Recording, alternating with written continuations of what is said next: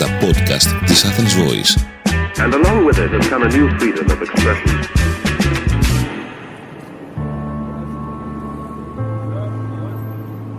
Hi, it is our weekly podcast Sundays of the World that we are producing together with Christos Frangonikolopoulos and for Athens Voice, and today we have the honor to have with us Ilan Manor, who is a professor from Israel and an expert on public diplomacy issues.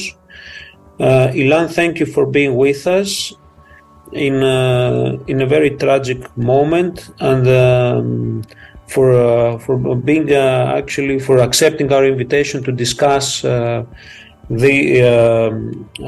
to discuss a complex issue, but most importantly the recent terrorist attack that has taken place against Israel. Ilan, what I would like to ask you actually, what are the causes that led to this war actually?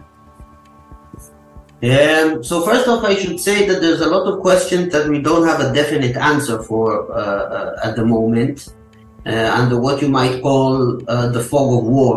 And there's probably a lot of things that we'll be much smarter about in a few weeks or months or years from now. But just to give a brief recap, in 2005, Israel decided to disengage from the Gaza Strip. And by disengagement, that meant removing all Israeli settlements within the Gaza Strip, a part of the occupied Palestinian territories, and probably the most densely populated area in the world. Now, when Israel disengaged from the Gaza Strip, meaning that it pulled back to the border with Gaza, it was still under the control of the Palestinian National Authority.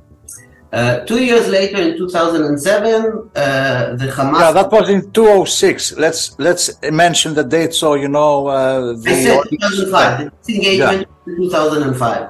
Yes, okay. Yes. 2 years later, in 2007, the Hamas movement decided to overtake the Gaza Strip and basically replace the PLO as the sovereign over the Gaza Strip. Now, from then until today, the de facto ruler of the Gaza Strip has been the Hamas movement.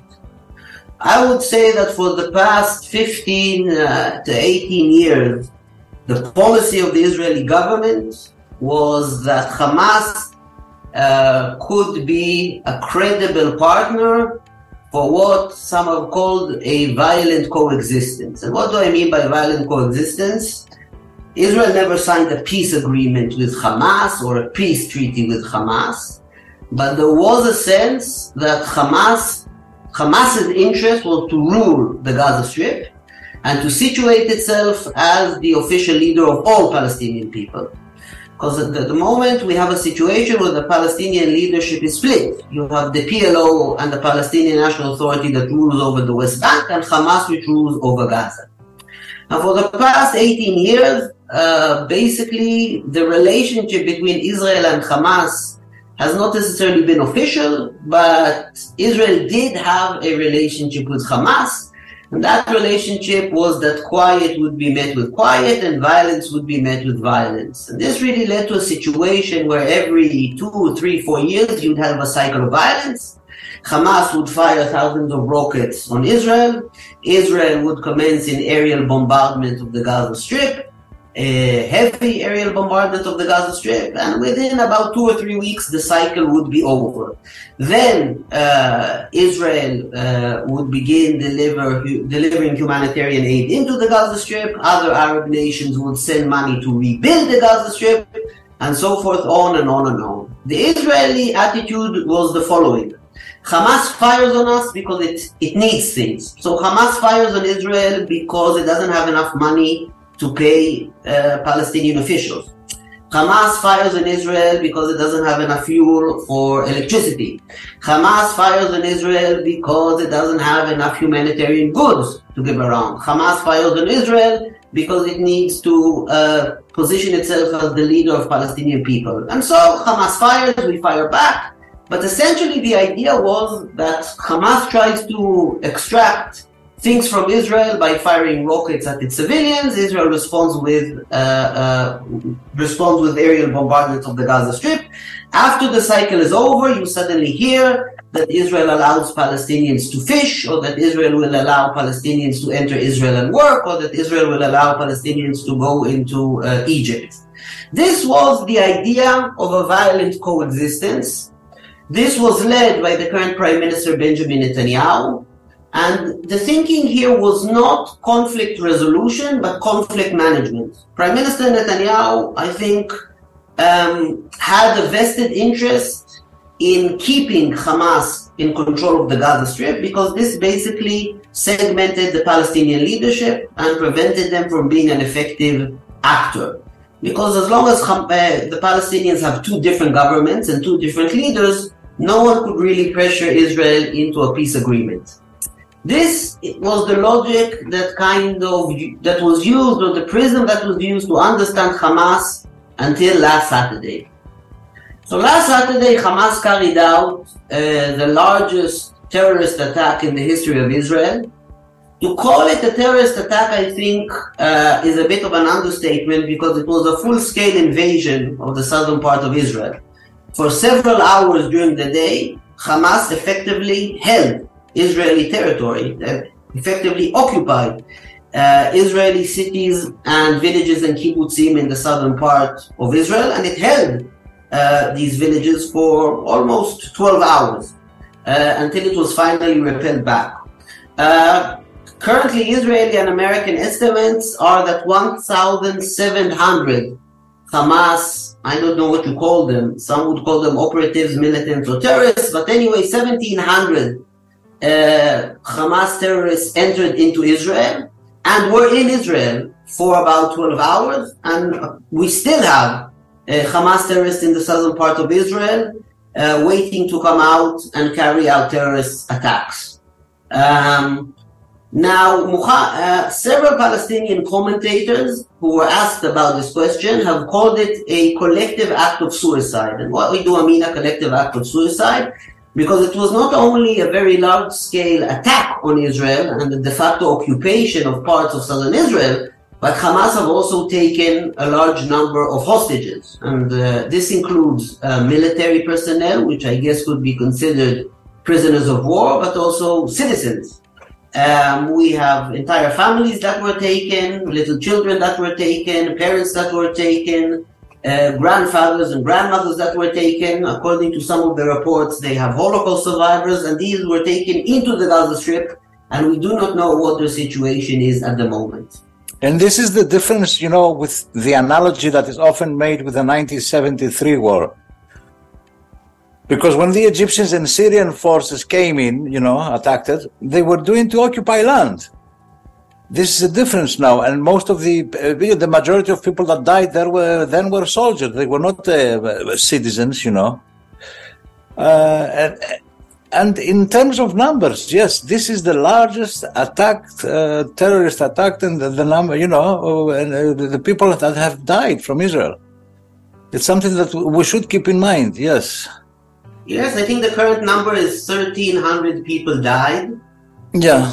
Of these 1,300 people, according to the reports that we have, about 300 are soldiers and policemen. So that means, if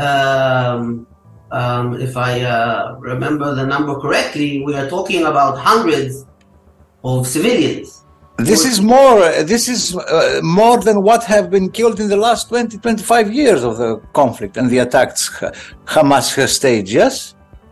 By far. This is the largest number of Israeli citizens to die in any war, in any attack, war, whatever you want to call it, since Israel was established. So the question is, why did not Israel see this coming? Apart from the certainty, then how your prime minister's strategy had created that, okay, we will coexist through violence, as you were saying earlier. How did you not see this coming? I mean, what happened? I don't think that the answer is that we did not see this coming. there were many scenarios that were played out by Israeli intelligence and the Israeli military, Yes. to which Hamas would try to come into Israeli territory, possibly try to occupy some cities and villages in the southern part of Israel. Yes. I mean, a few things have to be said here. First, so this was always a scenario that we knew could happen. But any scenario that was played out, according to what we were told by Israeli intelligence and the Israeli military, was that there would be 12 terrorists, 20 terrorists that would come in. They would run up to the first village that they saw. They would try to shoot into the village. We would have enough forces in the area, and we would eventually take them out. So the basic idea of the scenario was played out, never on this scale.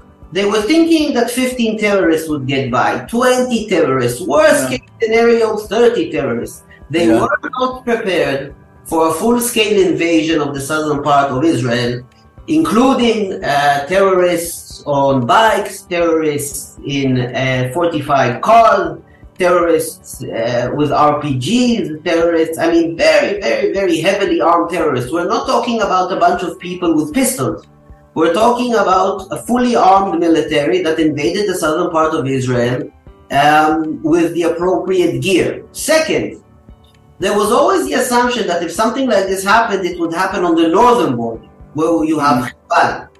Because the notion was that Hezbollah is really a military, Hamas is a terrorist organization. And what it turned out to be is that Hamas was also a fully capable military power, in the sense of being able to launch an attack on this scale. The third element that we still don't know why, or at least we only partially know why, the military presence along the southern border was diluted during the day of the attack.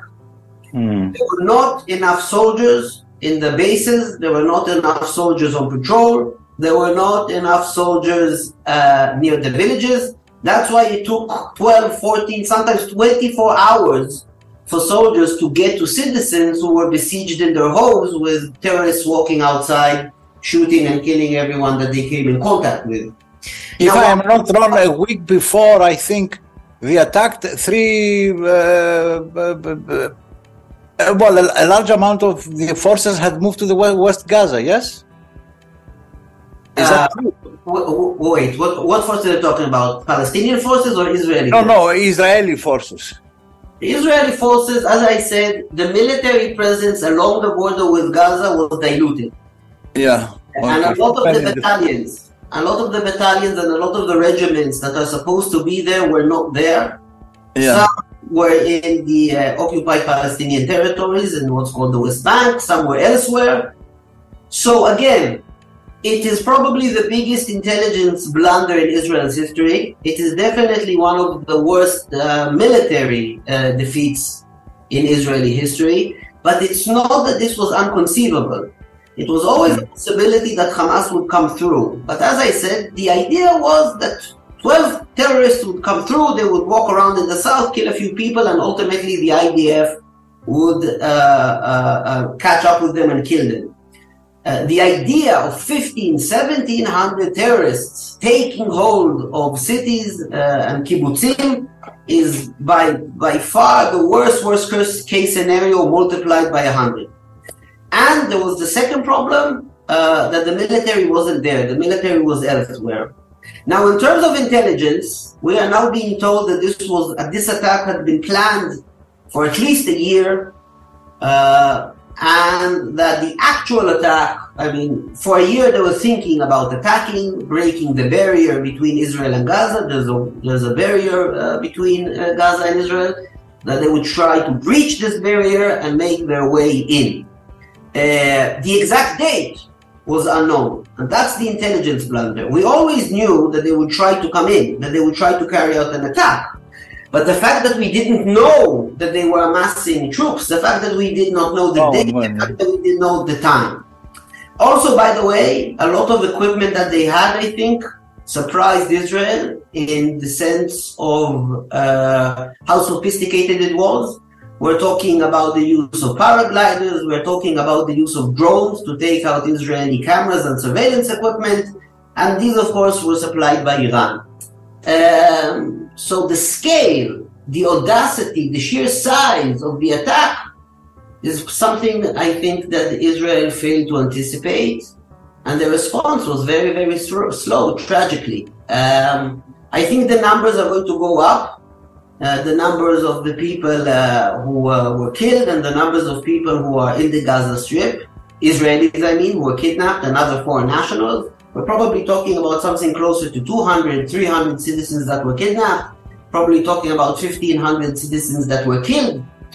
Now, you know, we're a small country here in Israel and everyone knows everyone. But we have, we have decimated families. So we have parents, we have a father whose wife and 2 babies are in Gaza. We have a mother whose husband and 2 babies were killed in front of her. We have parents we have children who saw their parents being executed and vice versa. It's a very, very, very, very, very vicious attack. So what I'm trying to say is, I think Hamas itself was surprised by how well the attack went. Hamas itself had no intention of taking 100 or 200 or 300 people hostage. I think Hamas saw that they would break the barrier, they'd get in, they'd lose about 50 people, they'd capture a few soldiers, and that would be that. But because of the diluted military presence, this was by far an overwhelming success, but it's such a success that they have effectively committed suicide. In the sense that I think that there is now more than ever in large segments of Israeli society a belief that Hamas has to be eradicated. That's the goal. But is it easy to eradicate Hamas? And your military response to, will it lead to chaos, stability? What will happen in the end? I mean, what do you think? So this is the question that no one can answer. All of the very intelligent pundits in the news stations and all of the great generals and all of the great prime ministers have an idea, and the idea is to eradicate Hamas. Now, first, the Americans learned this, and I think we know this. Wars on terror do not really work. Terror is a noun, and you can't declare war on a noun. But the idea is to make sure that all of Hamas's leadership, all Hamas operatives, talking about 20,000, and all of Hamas's military capabilities are obliterated. It means, now if you actually want to achieve this goal, according to military experts, you have to do 3 things. You have to demolish most of the Gaza Strip, because Hamas leadership and Hamas terrorists are hiding beneath the ground.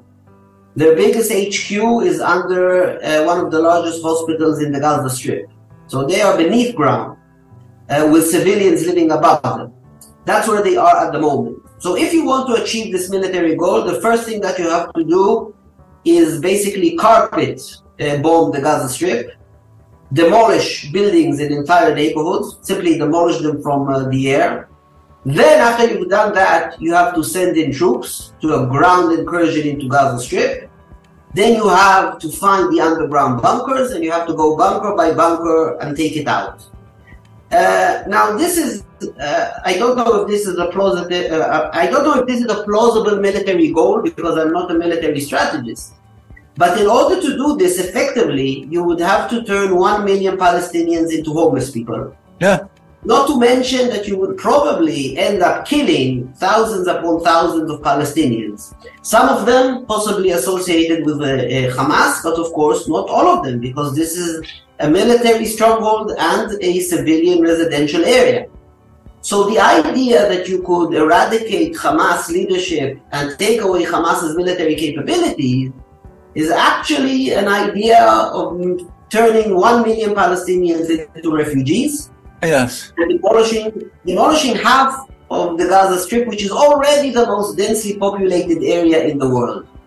This, to me, sounds very far-fetched. And personally, to me, this sounds like something that a state cannot do. in terms of international conventions. Yes. What is allowed and what is not allowed in times of war. The transfer of populations, striking civilian areas is not prohibited by international law. And so I don't think that that's where we're actually going to go. I think that's what Israel is saying. I don't think that this is a concrete military goal that can be translated into actual policy success. Unless Israel decides to act like Hamas and commit collective suicide, because there will be a heavy price to pay if we actually level the Gaza Strip. Yes, of course. So what do you think will happen? I mean, from now onwards, I mean, do you see the proposal made by your prime minister in the establishment of a new government that combines all parties as an effort to be cautionary as to how to deal with this? So I think there's a few things to understand at the moment. Yeah. The country, Israel, is traumatized at the moment. I don't know if I can convey in words the shock and the pain and the grief now felt across the country. We're 6 million people. If there's, 1,200 people who died and 300 people who are taken hostages, means that everyone is now part of this event personally. We personally know people who have been killed. We personally know people who are missing. We don't know if they're dead. We don't know if they're alive. We don't know how Hamas is holding them. We personally know families that children and parents who no longer exist. In addition, social media plays a very important role. Social media plays an important role in the fact that very, very graphic images are circulating in Israel right now. When I say graphic images, I'm not going to go into detail, but when I say graphic images, I'm talking about entire videos of the hours that Hamas held the southern parts of Israel. And I am talking about videos, I'm talking about videos where you actually see atrocities taking place. Very, very difficult videos of executions of people, very, very graphic videos of what was done to the bodies, very, very difficult videos of people forced to harm other people. And these are all circulating online in Israel. In addition to very, very difficult images from funerals and from families breaking down. So the psyche in Israel right now, the national mood, the national psyche is very responsive to politicians who promise great things and who promise revenge. That's where we're at emotionally. Cognitively speaking, revenge is not the policy and it's not the doctrine. And it's definitely not a far-reaching vision. Revenge is a very nice political word to throw out to get the flames even more, to get people even more enraged and inflamed, but it's not the policy. So the question is what comes the day after. Even if you do carpet bomb the Gaza Strip, which as I said is a violation of international law, and even if you do enter the Gaza Strip, and even if you do find Hamas terrorists, and even if you do kill a lot of them, what comes the day after? Because Israel has no intention of remaining in the Gaza Strip and administering the life of 2 million Palestinians who need food, who need shelter, who need an economy, who need medicine. So the question is what comes the day after? Will Hamas still be there in the day after? Will some kind of international coalition take charge of the Gaza Strip? So first, we don't have the answers. When we ask our politicians and our great military experts what comes the day after, they don't know. The answer that we usually get is that when America declared war on Japan in 1941, it didn't envision what kind of ruler Japan would have after World War II. The first goal was to beat the Japanese, then you think of the day after. I don't think there will be an international coalition heading the Gaza Strip. Egypt has no interest in governing the Gaza Strip. Egypt has a border crossing with Gaza, which it has closed. Saudi Arabia has no interest in governing the Gaza Strip. The Palestinian Authority has no interest in us bringing them in to govern the Gaza Strip. So there is no answer to the question what will be the day after, except for chaos, suffering, and the continued cycle of violence. Yeah. But don't you think that it is time now for the Israeli government and the people of Israel to start thinking of how they can coexist peacefully with with the Palestinians? Listen, perhaps within a single state that provides equal treatment to everybody. I will. I can't. It's hard to speak for a country. When you say, "Don't you think Israel should?" It's hard to speak on behalf of a country, right? And I can't speak on behalf of the entire country. But I can tell you that some of the villages on the Gaza border were historically affiliated with the left wing in Israel and were advocates of the two-state solution. And some of the people who lived in these villages every week would pick up Palestinians living in the Gaza Strip and take them by car to get medical treatment in Israel. Some of the people in the villages along the Gaza Strip had historically voted for the left and advocated that the only solution to the crisis is a peaceful one, with a Palestinian state, one single state living alongside Israel. And they even shared their agricultural produce with Palestinians living in Gaza. So these are the people who lived on the border with Gaza. They are now either dead, held hostages, or have lost family members in the attack. So if you want to go to these people right now, whose houses have been burned, whose children have been killed, and you want to tell them, say, don't you want a two-state solution? I think they will look at you like you're crazy at the moment. But what about the Palestinians in Gaza that were not involved in the attacks? What do you hear about them? How do they feel? Well, I am personally not in touch with Palestinians in the Gaza Strip. Yeah. I can tell you that they, there's this term real-time war, that war is mediated in real time via social media. Israeli social media is filled with very, very graphic images coming out of the Gaza Strip. Entire neighborhoods reduced to rubble, parents grieving over children, bodies laying in the street, very, very, very graphic images.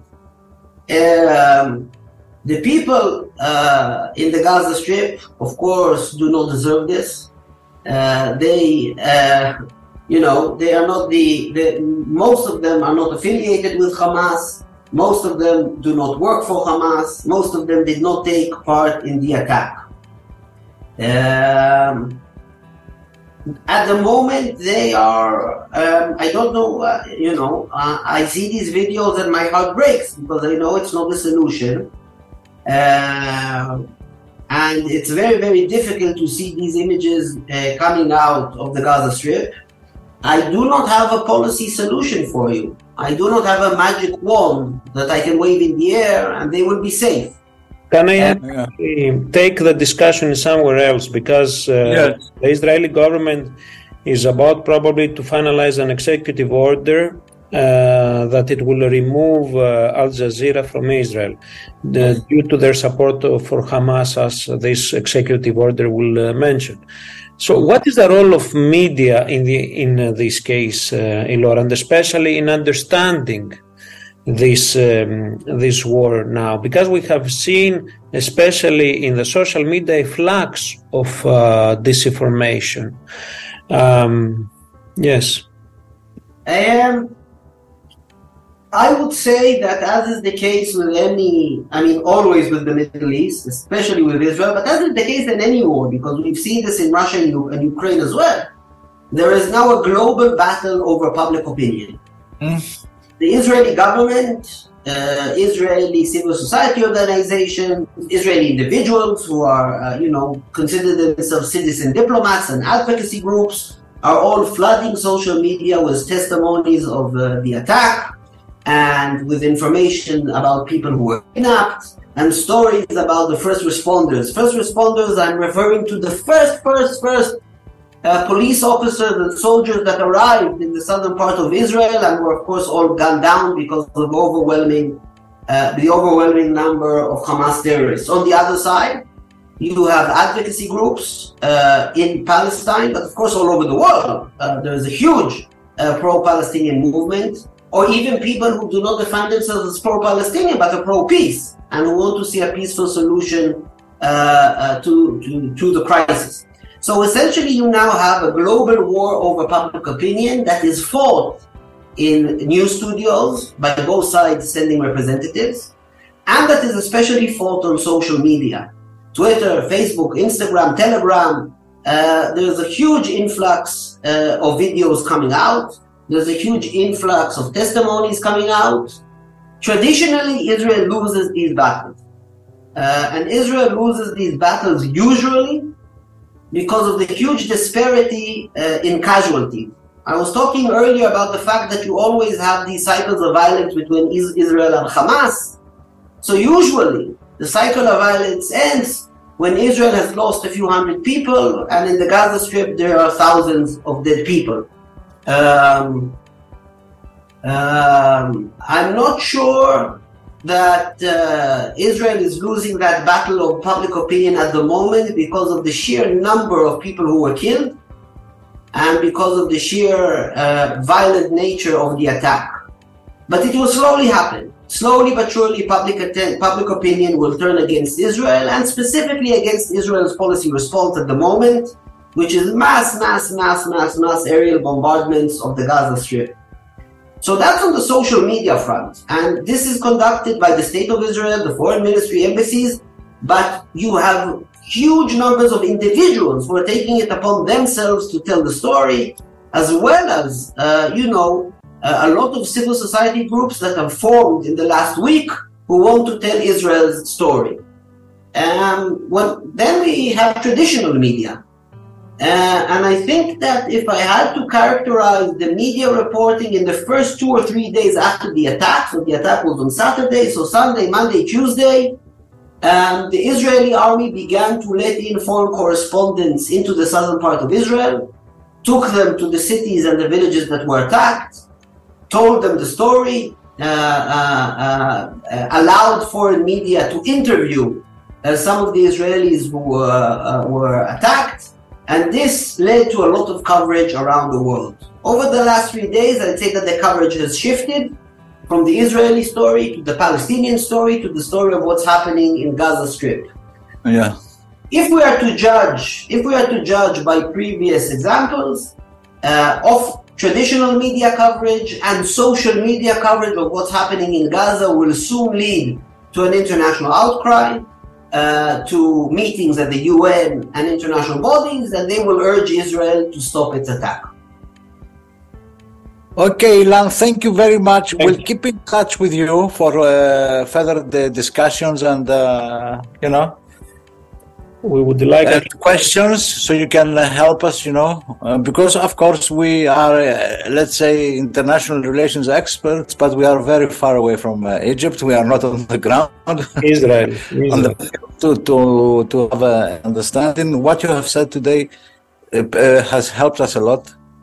I was very shocked by what you said about the Palestinians the Israelis that have been taking refugees by Hamas, people that were in support of the Palestinians, and what that will consequences will have.